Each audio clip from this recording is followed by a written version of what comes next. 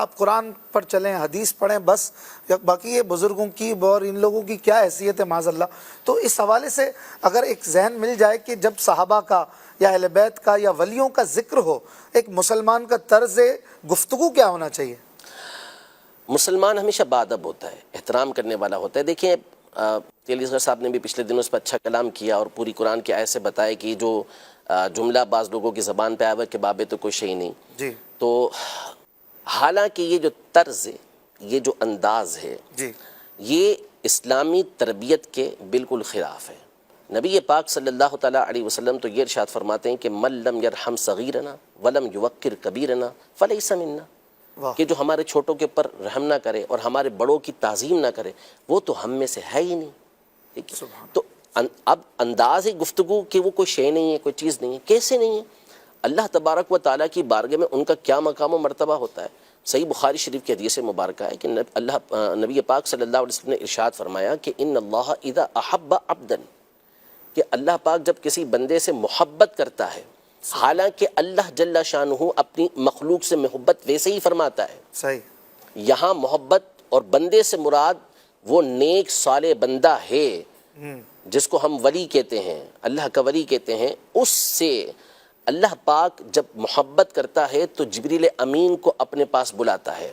اور فرماتا ہے کہ انا احبہ، میں اس سے محبت کرتا ہوں، فاحبہ، تو اس سے محبت کر۔ جبریل امین اس سے محبت کرتے ہیں، واہ، پھر وہ اہل آسمان میں اعلان کرتے ہیں کہ فلاں بندے سے اللہ پاک محبت کرتا ہے، تم بھی اس سے محبت کرو۔ آسمان والے اس سے محبت کرتے ہیں، ثم یودع له القبول فی الارض، پھر اس کے بعد جو زمین والے ہوتے ہیں ان کے دل کے اندر، ان کے دل میں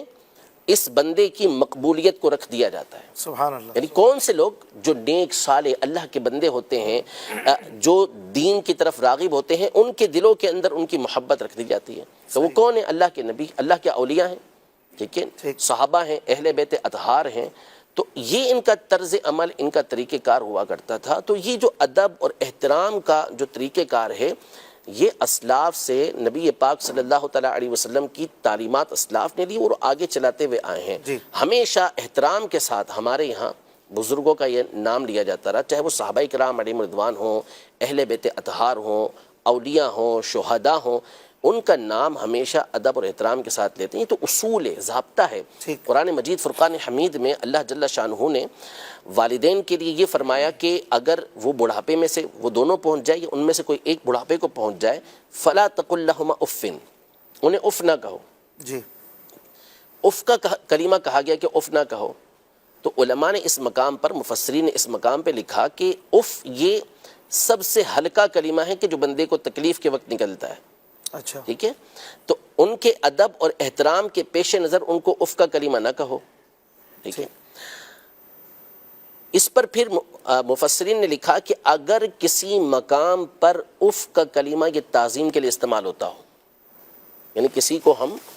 رسپیکٹ دینا چاہیں، تعظیم دینا چاہیں، اور اس مقام پر اف استعمال ہوتا ہو کسی زبان کے اندر، لینگویج کے اندر، تو وہاں پر اف کہنا منع نہیں ہوگا۔ وجہ کیا ہے؟ وجہ یہ ہے کہ یہاں جو منع کرنے کی بیسک بنیادی وجہ تھی وہ یہ تھی کہ اس سے ان کو تکلیف ہوتی ہے، اذیت ہوتی ہے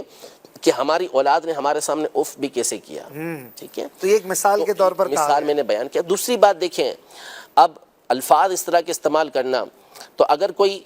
اپنی ماں کو کل سے یہ کہنے لگے کہ یہ میرے باپ کی بیوی ہے، تو حقیقت تو بیان کی نا، لیکن کوئی بھی نہیں کہنا درست ہوگا؟ بالکل درست نہیں ہوگا۔ تو جو طریقہ کار ہوتا ہے، اب صحابہ کے بارے میں اس طرح کا لفظ استعمال کرنا، جملہ استعمال کرنا، یہ تعلیم کے خلاف ہے، اور اللہ کی بارگاہ میں ان کا مقام، ایک تو یہ حدیث پاک میں نے آپ کے سامنے بیان کی، اور پھر اس کے بعد جو بخاری شریف کی مشہور و معروف حدیث مبارکہ، حدیث قدسی، اس کو دیکھیں تو اللہ کی بارگاہ میں ان اولیاء کا مقام ظاہر ہوتا ہے۔ ارشاد فرمایا من عاد لی ولیا فقد آذنتہ بالحرب، جو میرے کسی ولی سے عداوت رکھتا ہے تو میں اس کو جنگ کا اعلان دیتا ہوں۔ آگے ان کا مقام و مرتبہ دیکھیں کہ آپ کہہ رہے ہیں نا قرآن و سنت پر عمل کریں، تو یہ قرآن و سنت پر ہی عمل کر رہے ہیں۔ وہ اللہ تبارک و تعالیٰ ارشاد فرماتا ہے کہ جس بندہ میرا قرب فرائض سے سب سے زیادہ حاصل کرتا ہے، یعنی جن چیزوں کو میں نے اس کے اوپر فرض کیا ہے ان کی ادائیگی سے سب سے زیادہ میرا قرب وہ حاصل کرتا ہے، اس کے بعد وہ ہمیشہ نوافل پڑھتا رہتا ہے، حتی احببتہ، یہاں تک کہ میں اس کو اپنا محبوب بنا لیتا ہوں، اس کو اپنا پسندیدہ بنا لیتا ہوں، اور جب میں اس کو اپنا پسندیدہ بنا لیتا ہوں تو میں اس کے کان بن جاتا ہوں، واہ، فَكُنْتُ سَمْعَهُ الَّذِي يَسْمَعُ بِهِ، سبحان کہ اس کے کان بن جاتا ہوں جس کے ذریعے وہ سنتا ہے، میں اس کی آنکھ بن جاتا ہوں جس کے ذریعے وہ دیکھتا ہے، میں اس کے ہاتھ بن جاتا ہوں جس کے ذریعے وہ پکڑتا ہے، میں اس کے پاؤں بن جاتا ہوں جس کے ذریعے وہ چلتا ہے۔ اب اس کی تفسیریں مختلف ہیں کہ اس کا معنی کیا بنتا ہے، لیکن آپ اللہ کی بارگاہ میں ان کا مقام دیکھیں، ان کا مرتبہ دیکھیں کہ اللہ تبارک و تعالیٰ کیا ارشاد فرما رہا ہے کہ میرے اولیاء سے عداوت کا نتیجہ یہ نکلے گا۔ پھر اس کے بعد متصل یہ بات ارشاد فرمائی جا رہی ہے کہ اللہ کی بارگاہ کے اندر ولی بننے والے ان کا مقام و مرتبہ یہ ہے کہ اللہ ان کو اپنا محبوب بناتا ہے، ان کے باڈی پارٹس کے بارے میں فرمایا کہ اللہ کا نور جلال اس میں داخل ہوتا ہے۔ پھر اس میں یہ بیان کیا گیا کہ اب یہ جو اللہ تبارک و تعالیٰ ہاتھ پاؤں کان یہ جو بیان کیا، ظاہر ہے کہ اللہ پاک اس سے پاک ہے، تو اس کا مطلب یہ بیان کیا گیا کہ وہ اللہ پاک کی اطاعت کے اندر ہی زندگی گزارتے ہیں، اور کرامات کے حوالے سے بھی یہاں گفتگو کی گئی ہے۔ پھر اس کے بعد یہ ارشاد فرمایا کہ اگر وہ مجھ سے پناہ مانگتا ہے تو میں اس کو پناہ دیتا ہوں، وہ مجھ سے سوال کرتا ہے تو میں اس کو عطا کرتا ہوں۔ سبحان اللہ۔ تو اللہ کی بارگاہ میں تو یہ مقام و مرتبہ ہے، اور آپ کہتے ہیں کہ کوئی شے نہیں ہے، کوئی چیز ہی نہیں ہے۔ اور پھر میں آپ کو بتاؤں کہ دیکھیں، بندہ جب ابتدا چھوٹے طبقے سے، چھوٹے درجے سے کرتا ہے نا، جی، یعنی پہلے وہ اللہ کے ولیوں پر اس طرح کی باتیں کرتا ہے، تو کبھی بھی یاد رکھیے گا کہ اب وہ اس دروازے پہ نہیں رکے گا۔ یہ دروازہ ہوتا ہے جو، یعنی یہ وہ جگہ ہوتی ہے جس کو کہتے ہیں کہ یہاں سے دروازہ کھل گیا، اب اس نے آگے ہی بڑھنا ہے۔ اب اس کے بعد وہ تابعین پر آئے گا، تابعین کے بعد وہ صحابہ پر آئے گا، اور وقت آئے گا کہ وہ انبیاء کے بارے میں بھی اس طرح کی گفتگو کرے گا۔ اللہ، کیوں؟ اس لیے کہ یہ لوگ پردہ اور یہ لوگ دروازہ ہیں، یہاں پر اگر بندہ رکا رہتا یہاں سے وہ جری ہو گیا۔ صحیح، جیسے قاتل ہوتا ہے، مجرم ہوتا ہے، وہ ابتدا میں تو ظاہر سی بات ہے کہ چھوٹے موٹے کام کرتا ہے، پھر آہستہ آہستہ آہستہ پھر وہ بڑے بڑے جرائم کرنا یہ شروع ہو جاتا ہے۔ تو اس لیے ہمیشہ جو بزرگان دین ہیں، اسلاف ہیں، ان کا ادب اور احترام، اور نام بھی ادب و احترام ہی کے ساتھ لینا چاہیے۔ ہمیں تو سکھایا گیا شروحات حدیث کے اندر، امام نووی رحمۃ اللہ تعالیٰ علیہ اور کئی بزرگوں نے لکھا کہ جب صحابہ کا نام آئے تو تعظیم کے ساتھ رضی اللہ تعالیٰ عنہم کہنا، اور اسی طرح جب اولیاء کا نام آئے تو رحمہ اللہ کہنا۔ یہ تو ہمیں تعلیم دی گئی ہے اس چیز کی کہ ہم نے اس انداز میں گفتگو کرنی ہے، اور یہ کہ نئی بالکل لاجک اور نیا طریقہ کار، اور اس کے پیچھے ایک بہت بڑی وجہ ہے۔ اور یہ چونکہ آپ نے سارے بھی تک جتنے سوال کیے ہیں ان ایکسپیکٹڈ ہیں سارے، تو اب یہ ایک پورا پیچھے ایک وجہ ہے اس کی کہ یہ کیوں اس طرح کیا جا رہا ہے۔ سب سے بڑی وجہ یہ ہے کہ اسلاف سے جب تک آپ کا تعلق باقی رہے گا آپ کو گمراہ نہیں کیا جا سکے گا، آپ کو اپنے پیچھے نہیں چلایا جا سکے گا۔ اپنے پیچھے چلانے کا جو صحیح طریقہ، جو شارٹ کٹ طریقہ ہے، وہ یہ ہے کہ آپ اسلاف سے ان کا تعلق توڑ دیں۔ جب اسلاف سے تعلق توڑ دیا تو اب منمانی کرنی ہے، جو چاہے آپ کرتے رہیں، جو چاہے آپ بولتے رہیں۔ اب جب حوالہ پیش کیا جائے گا کہ جی یہ تو فلاں مفسر نے یہ بات کہی ہے، جنہوں نے اپنی ساری زندگی اس فن کے اندر گزاری ہے، فلاں محدث نے یہ بات کہی ہے، فلاں فقیر، وہ تو کچھ ہی نہیں، وہ تو کوئی چیز ہی نہیں ہے۔ تو اس کا مطلب تو یہ ہوا نا کہ آپ نے تو تمام کو بے وقعت کر دیا کہ نہیں، ان کی وقعت ہوگی تو امت ان کی بات مانے گی۔ اور یہ وہ لوگ تھے کہ جو سلسلہ در سلسلہ ہمیں نبی پاک صلی اللہ تعالیٰ علیہ وسلم تک پہنچا رہے تھے،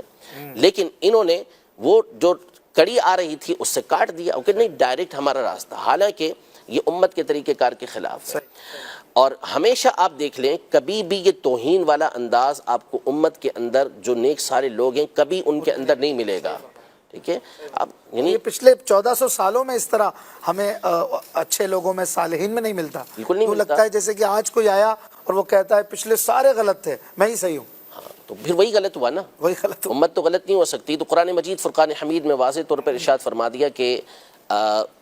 جو شخص بھی مسلمانوں کے علاوہ کوئی اور راستہ تلاش کرے تو ہم کو اس کو اسی کی طرف پھیر دیں گے، نولیہ ما تولی، جس طرف وہ پھر رہا ہے ہم اسی طرف اس کو پھیر دیں گے، اور اس کو جہنم کے اندر داخل کریں گے، اور جہنم بڑا ہی برا ٹھکانہ ہے۔ تو مسلمانوں کا راستہ اختیار کرنے کا حکم دیا گیا، اور جیسا کہ مفتی صاحب نے بھی بیان کیا اس دن کے صراط الذین انعمت علیہم، یہ تو آپ جب تک صراط الذین انعمت علیہم انعام یافتہ بندوں کا ذکر نہ کریں اس وقت تک تو آپ کی نماز ہی پوری نہیں ہوتی۔ اور پھر اس کے بعد جب التحیات کے اندر اب آتے ہیں تو السلام علینا وعلی عباد اللہ الصالحین، صالحین کا مطلب ہی اولیاء ہوتا ہے، نیک لوگ ہوتے ہیں، تو ان کے لیے آپ کا دعا کرنا ضروری ہوتا ہے۔ تو ہمیں تو یہ تعلیم و تربیت دی جا رہی ہے کہ ہم ان کے لیے دعائیں کریں،